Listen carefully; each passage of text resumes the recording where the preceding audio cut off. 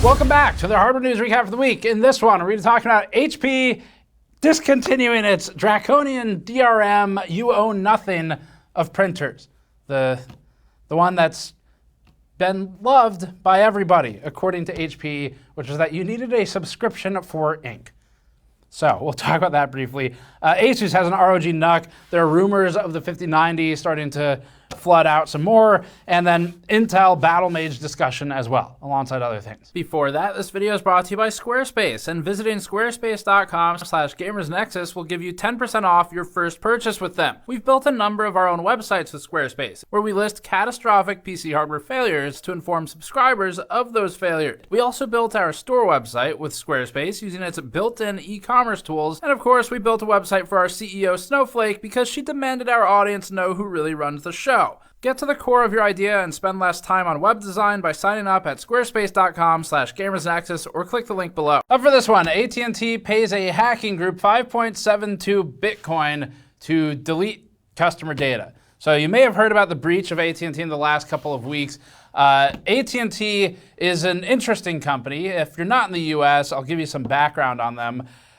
They suck and everybody hates them. So AT&T is, of course, an ISP. They also provide cell services. So AT&T had a breach. Hacking group Shiny Hunters recently stole the call and text messaging metadata of millions of AT&T customers. The stolen data did not include the content of the calls or the messages, but it did involve extensive metadata. This included phone numbers, call durations, and cell site IDs. So, for example, the cell site IDs would give the approximate location of a cell number as it relates to a particular cell tower. You could feasibly track someone that way and their daily movements. That's cool. And when I say cool, just to be clear, I mean very not cool. AT&T, they also had the records of calls that a number would make to other numbers. So it didn't include, as stated here, the actual discussion, the voice,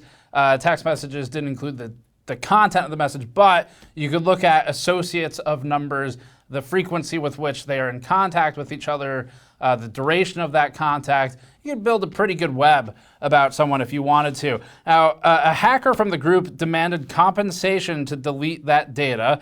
AT&T did comply with it. The hacker originally asked for $1 million US, but AT&T denied and said, best I can do is 5.72 Bitcoin. So that 5.72 Bitcoin at the time that this story was published would have amounted to roughly $373,646 at the time of the transaction. Wired and online crypto tracking tools claim that the money was, quote, then laundered through several cryptocurrency exchanges and wallets. They also report that the negotiations were made through a third party who goes by Reddington and was paid a separate brokerage fee. Wired reports that a video was produced which allegedly shows the data being deleted. The breach occurred due to unsecured cloud storage accounts with the service Snowflake. Just to be clear, I need to put out a very important public statement from Gamers Nexus. This is not to be confused with Snowflake, our CEO, and my cat, or maybe I might actually just be her underling. But either way, not the same Snowflake. Just to be really clear, or our Snowflake is actually the hacker. Now, this unsecured Snowflake cloud storage accounts, these allowed hackers to access and siphon data from several other companies, not just AT&T. It's also included Ticketmaster, Santander Bank, not familiar with that one, Lending Tree, and Advance Auto Parts. The accounts were not secured with multi-factor authentication, and that made them vulnerable to the attacks once the attackers had a username and password. The stolen AT&T data could be used to loosely track phones by following cell pings, and although the effectively ransom was paid to have the data deleted, as far as we're aware, there's no way to really fully verify with complete certainty that the data is in fact completely gone and not somewhere in cold storage. So, next story. With the talk of LGA 1700 compatible CPUs nearing their end, as it does with Intel, leaker Jay Kin tweeted an image highlighting several upcoming Bartlett Lake S CPUs that are allegedly compatible with the socket. When word first broke about Bartlett Lake S, the CPUs were thought to be designed for network and edge applications. However, the leaker in the tweet has stated that it would be sold to consumers. According to the leaker, there will be 5 SKUs: Core 9, Core 7, Core 5, Core 3, and one that's just called Core. That won't confuse anybody at all. Thanks, Intel. Thanks, Steve. The most interesting rumor is that there may be P-core only processors. This is actually super interesting. So the Core 9, for instance, looks to have, if this leak is accurate, 12 performance cores and 0 E-cores. Similarly, there will allegedly be a Core 7 with 10 P-cores and 0 E-cores, and a Core 5 with 8 P-cores and 0 E-cores. Moving to an all P-core design would take us back to simpler times in scheduling, thread management, Windows applications, where it's kind of back to the 11th generation and prior, before the company introduced its hybrid design of P-cores and E-cores, which is supposed to stand for efficient, but AMD recently called economy cores. Intel. You know, they have a performance core, an economy core. And that design started with the 12th gen Alder Lake CPUs. So this also would be somewhat of a response to AMD's recent stage presence for Zen 5 CPUs. Theoretically, this would have been in production for a while before that. However, it is kind of an attack on the challenges that Intel has had with scheduling, where over the years, there have been times, especially earlier in the 12th gen era, where software just didn't run properly on CPUs with P-cores and E-cores. You would commonly see work being assigned to E-cores when it really should have been given to P-cores, to the extent that some motherboards introduced a hotkey feature where you could just toggle off the E-cores by pushing a button. So this doesn't mean that Intel is moving away from its hybrid chips. As a matter of fact, the leaker also listed several hybrid Bartlett Lake S CPUs, which include the 8P core and 16E core Core 7, along with the 6P core and 8E core Core 5, and the 6P core and 4E core Core 5. And then at the core of all of this is a pretty terrible naming convention. Another interesting thing to glean from this is an allegedly 2-core part without any E-cores. Now this CPU would be perfect for those of you who yearn for the days of 2004 processing capabilities. Up next, sticking with the Intel rumors for a little bit. So DigiTimes recently published something about Intel's upcoming GPUs for Battlemage, stating that these will use TSMC's 4nm EUV, or extreme ultraviolet lithography foundry node. This GPU is again believed to be Battlemage. We sort of reported on the beginnings of Battlemage with official Intel, shouldn't have used that word, with official intel from Intel during Computex when they disclosed their Lunar Lake SoC. That solution has Xe2 GPUs, and that kind of gave us the foundation for it. But if this rumor proves to be true, it would corroborate what CT.com/TW reported back on April 2nd, 2023. In addition to predicting that Battlemage would be built on TSMC's 4nm process, the Taiwanese site also stated that Intel is looking to TSMC's 3nm N3X process for the company's Celestial graphics chip, which will be the next one. Intel's current Alchemist GPUs, that'd be the A750, A770, and so forth, are built on TSMC's 6nm DUV process, or deep ultraviolet. Intel has already announced that it is roughly doubling the core count of some configurations. Now, we don't have formal Battlemage discrete GPU information, but presumably that would extend to it. And this was published in a Battlemage architectural content piece around the time of Intel's Lunar Lake disclosure, so you can check that out on the channel. It's already available if you want to learn more about it. Someone inside Intel once unofficially said to me, quote, we should be wrapping each A750 in money when we ship it out. Intel clearly intended the A750 and the A770 to compete at a higher class than they ended up competing. Part of this, other than sort of the initial massive driver problems, was because Intel was so late with shipping Alchemist. So because it missed its window like 2 or 3 times, it ended up shipping at a time when it had to compete with AMD and NVIDIA's then new GPUs rather than a prior generation. It put Intel in a really bad spot, and when they launched, our review is pretty clear: don't buy these. And they have improved over the last couple of years, but Intel is again in a situation where they might now be launching up against RTX 50 series cards. Not sure about AMD right now. There haven't been many rumors about them, but it does look like they'll be against 50 series, at least at the high end. So the point is the A750 and the A770 have had really competitive pricing, and Intel has consistently dropped that pricing to the extent that with some of the driver improvements in our most recent 1 year later revisit, we were in a position where we were saying, hey, as long as you're okay with sometimes it not working with games, it is actually in a decent spot right now and is very competitive for price to performance when it works. So that was important. But that price drop is interesting because the die size, as in the area of the die on an A770, is massive compared to what NVIDIA and AMD are shipping, especially NVIDIA, at that roughly same price point. I don't think these days you would really see NVIDIA willingly selling a die of the A770 size at that price. So Intel has been either on extremely thin margin for its GPUs or maybe negative margin. Either way, they're not making much money if they're making any on Alchemist. So Battlemage is going to be really important for the company.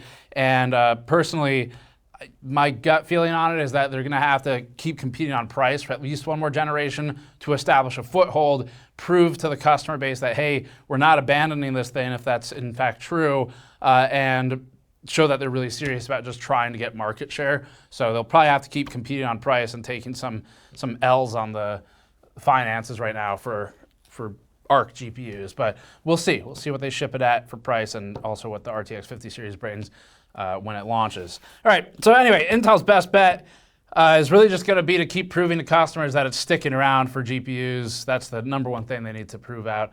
The drivers have at least been improving. So, okay, next story. The inflow of emails about ASUS's customer service faults and processes has changed since our report we ran back in June. So the main changes are we're definitely getting fewer emails, which is probably a good thing. We've gotten a few emails from people who have explicitly told us that their issue was retroactively resolved or that they're happy with it. We've also gotten emails from people who are still unhappy, and I've intervened with a couple of those because I definitely agreed with the customer. I have not had time to read all of them, though, so it's always a lot of emails. But anyway, it's changed, and there's at least some people getting resolutions. It seems like it's still somewhat of a mixed bag, but overall improved. Now, ASUS published its July customer service improvement memo. This is something it's committed to where it is publicly documenting and posting the changes it's making internally and to its CS processes. So we wanted to update everyone on what they've said most recently. ASUS claims that it has now settled over 120 cases going back to 2011. We are aware of at least a couple who had trouble finding resolution. And again, in some cases, we were able to kind of jump in and help broker a solution between the parties. ASUS stated, quote, "We've proactively reached out to 300 customers to correct billing inaccuracies where customers were overcharged and ensure those affected received rightful compensation," end quote. This is a great move. It's exactly what they need to be doing. Proactive outreach is huge, and we want to encourage them to keep doing that because there's definitely more than 300 people who've had that problem over the years, but it's at least a token, if nothing else, of moving in the right direction, and we hope ASUS keeps doing that. Because really the proactive part that matters. A lot of customers have no idea any of this has gone on. They got their thing, they were pissed off, they never looked back after that. The company also notes improvements to the language in its advanced shipment emails. This is something that we talked with them about in our interview discussion we uploaded. It has formalized the changes to what company has power over CID claims. So now ASUS is the only party that can do that, not third-party repair centers. And ASUS also noted that it is continuing its work to roll out a repair center in North America. This is something we talked about in our series, but now they have more of a tentative timeline. They say facility will be opening by the end of the year. Now, we already talked about this. I think it was in that last video we did where we sat down and talked to them. But that point specifically, so ASUS was telling us previously that the North American Repair Center, the point of it is going to be so that customers who want to keep their specific products, so their motherboard, but have it actually repaired, can choose to send it to that repair center, the other option being effectively a replacement. And so the problem, if you don't recall, was that the replacements were going to be RMA or refurb items. So there was really no guarantee. You might get something back that you're less happy with than the defective thing you sent in. And so this would, in theory, open up an actual board-level repair process for affected components. So now they're just saying opening by the end of the year. That's new. Up next, Samsung has released the solution to game patch sizes. It is their new 61.44 terabyte SSD. This follows the Solidigm and Western Digital 60 terabyte class SSDs as well. Samsung officially stated, "Begun. The storage wars have." The drive is big enough to fit at least one Call of Duty patch, plus 10 terabytes extra to fit half of Bethesda's DLC catalog.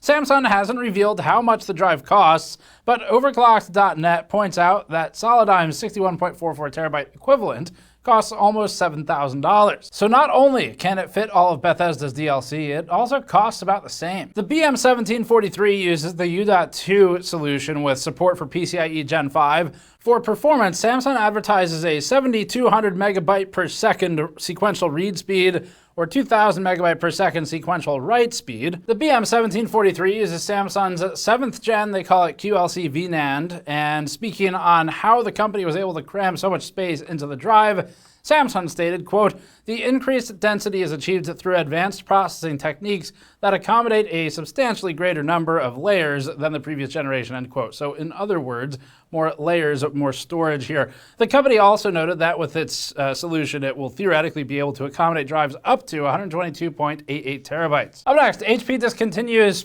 part of one of its Draconian policies. This one is the DRM for cheap printers and ink. Or toner. So in a surprising move, Hewlett-Packard is discontinuing its budget LaserJet E-Series printers, which required a subscription to the company's HP Plus service.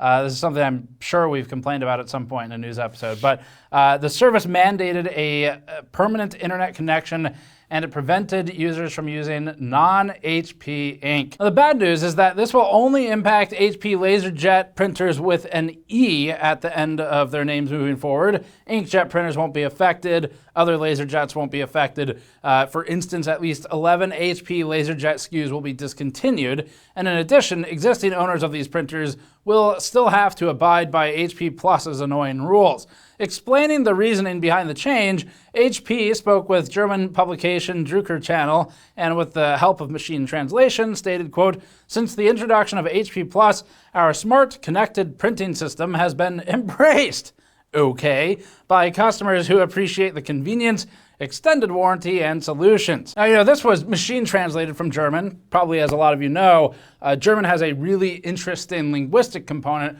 where you can basically infinitely combine words to create a new word. Probably this was mistranslated by Google. So, it's been over a decade since I learned any German or really have used it in a serious way, but I'm going to just bring it back out and try to translate it better for you.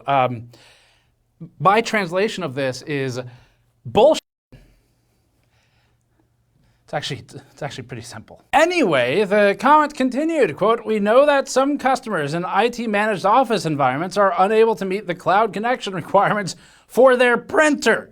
End quote. Now, for GN, we're sure the negative reviews and terrible publicity had absolutely nothing to do with this change at all. As a matter of fact, here's a snippet from the top Amazon video review of HP's LaserJet M110WE. It's like watching the origin of this channel all over again. Now, HP is also the target of a class action lawsuit for its practices, probably completely unrelated. And TechSpot notes, quote, "The company has also been accused of disabling scanning functions until users buy more HP ink, even when they don't need to print anything. It is actually so evil that they are at like cartoon villain levels of evil. It is comically..." It's just sad. That's really what it is. Moving on. Speaking of things that were sad, Intel previously killed its NUC brand and then sold it to ASUS. Using its acquisition of Intel's NUC brand from September 2023, ASUS has launched the ROG NUC. The company's billing it as, quote, "game changer, space saver." Marketing aside, the mini PC is available in 2 SKUs. It's equipped with either Intel Core Ultra 9 or 7. Has a 4070 or 4060, although video cards noted that this is with the laptop GPU variants. Other advertised specs include 3 M.2 SSD slots, options for dual channel memory, Intel Wi-Fi 6E, and Bluetooth 5.3. ASUS says the ROG NUC is 7 by 10.6 by 2 inches. It's actually really similar to the old Hades Canyon form factor when we were just looking at it. I don't have one to compare physically, but it looks very similar to that solution. And it also comes with a 330 watt brick for power. So a lot of that actual volume is just in the brick you're gonna need for it.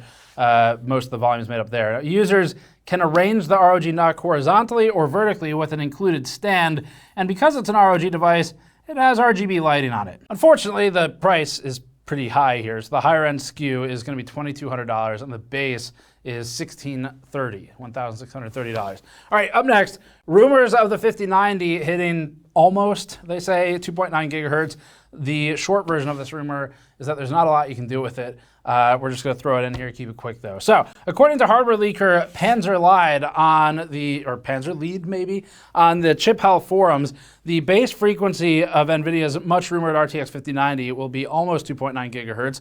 We are not sure what almost means in this case, but assuming it's just 2900 even on the dot, that would make it 665 megahertz higher than the 4090 before it by NVIDIA's official spec, which ran an advertised clock of 2235 megahertz base. It's a noticeable uplift, and it is feasible that's what they do. There's a lot more to performance than just the clock speeds though, so we'll have to see what else comes out for these. Not a ton of rumors on specs yet, but it looks like the flood is beginning. So up next, according to the IDC, after 7 quarters of decline, the PC market is bouncing back. So the intelligence firm reports that the industry has grown for 2 consecutive quarters. It wrote, quote, worldwide shipments reached 64.9 million units in the second quarter of 2024, representing year-over-year growth of 3%. While the overall market benefited from favorable comparisons to 2023, weak results in China continued to hold the market back. Excluding China, worldwide shipments grew more than 5% year over year. This trend follows a major slump for the year 2023, which research and consulting firm Gartner called, quote, the worst year in PC history. Now, someone from IDC also said that the PC market, quote, faces challenges in the near term due to maturity and headwinds, but they ultimately acknowledged that AI PCs are the salvation of the PC market. So that's great. Still don't know what that means, but okay. Now, as IDC points this out, Lenovo moved the most PCs in the second quarter of 2024. They shipped 14.7 million units, according to this report. And the company also has the largest PC market share at 22.7%. beating HP, which was at about 21% for its share. We included this story because I remember reporting on the big doom and gloom, like PC market is down big time, whatever it was, a year ago or something. And the thing we said then was, why are we acting like nobody saw this coming? Everybody went crazy and bought computers and computer parts in 2020 through 2021 at least. It is not a surprise that people don't then go do that a second time in such short succession. So really this is expected for it to start ticking back up as people near the end of whatever their perceived life cycle is for the system they bought, especially with the new RTX 50 series cards, AMD CPUs, Intel CPUs, all on the immediate horizon. So last one. This is kind of different. So Xbox is giving away a Deadpool themed butt controller. Like actually, it's actually a thing they're doing. We'll show you the image of it. So the giveaway includes 2 Deadpool themed controllers that are equipped with the superhero's largest asset on them. You could say it's a cheeky sort of humor. The controller is purportedly designed by Deadpool. That's a direct quote. We're sure he put in the maximum effort. Now, this badass controller is part of the upcoming Deadpool and Wolverine movie promotion, and unfortunately, as it rears its head, it isn't for sale. If you want to get your hands on it, Twitter users will need to follow Xbox and tweet hashtag Xbox Cheeky Controllers Sweepstakes. Yes, that's an actual one. By August 11th for a chance to win. Possibly one of the longest hashtags you could make. But compared to other controllers, we're not sure if this one will be the butt of every joke. With haptics, though, it could actually feel like you're getting your ass kicked, or at least Deadpool's ass kicked. On closer examination, we do... I hadn't read that line. Jimmy wrote this one. I didn't read that line until just now. I'll finish the line. It says, on closer examination, we think the controller might be broken because it's got a big crack in it. So Thanks, Jimmy, for contributing to the humor for this one. I think everybody appreciates it. Normally, the audience has been very appreciative of Jimmy's puns and movie references. So that's it for this one. Thanks for watching. You come here for this kind of quality reporting. Subscribe for more. Go to store.gamersnexus.net or patreon.com/gamersnexus to help us out directly. And we'll see you all next time.